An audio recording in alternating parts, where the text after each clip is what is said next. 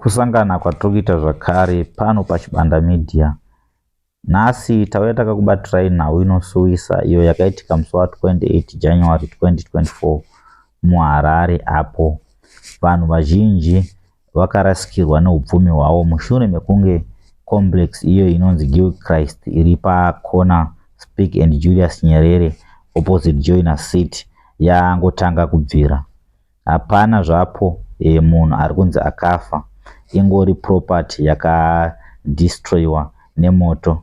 Zviri kunzi izvo complex iyi yakangotanga kubvirawo kuma8 vanodzimura moto vakazouyawo, asi vakatosvika moto vatoparadza zvinhu zvakawanda.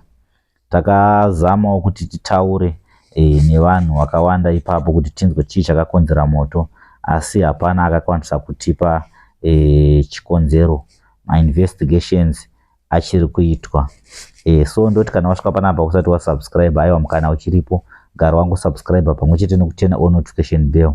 Uye zvakare kune avo vanodawo kufenzerwawo, angave maplot avo kana mayadhi avo kana dzimba dzavo mutown munomu, kune ve light on fencing vanoita ivo fix and supply, vane namba dziri kubuda pascreen apo, munotaurirana. Vanokwanisa kuenda kwese kwamunenge muchida as long as muri muZimbabwe. Pari zvino ndoti chisarai zvakanaka.